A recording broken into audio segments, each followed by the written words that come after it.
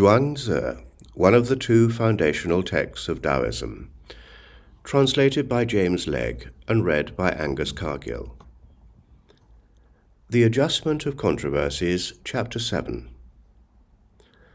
Among the men of old, their knowledge reached the extreme point. What was that extreme point? Some held that at first there was not anything.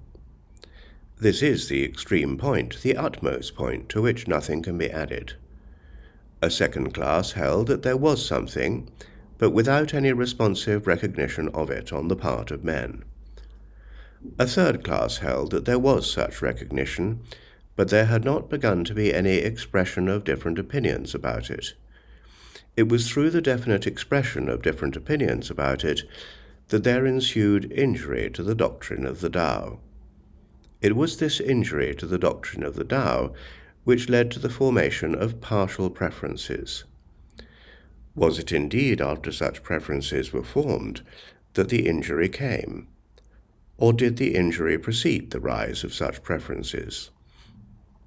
If the injury arose after their formation, Zhao's method of playing on the lute was natural.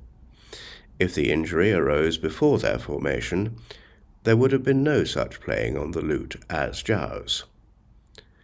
Zhao Wen's playing on the lute, Shi Kuang's indicating time with his staff, and Hui Tzu's giving his views while leaning against a dryanda tree were all extraordinary.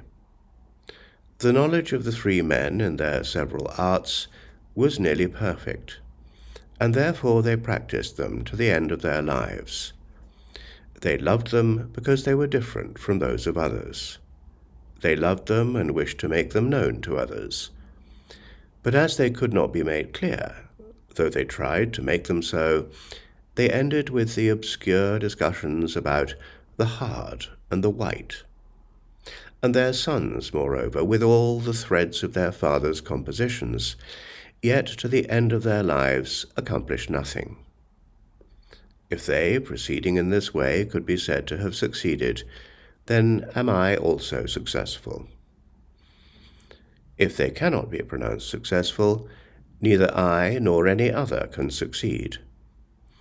Therefore, the scintillations of light from the midst of confusion and perplexity are indeed valued by the sagely man. But not to use one's own views and to take his position on the ordinary views is what is called using the proper light.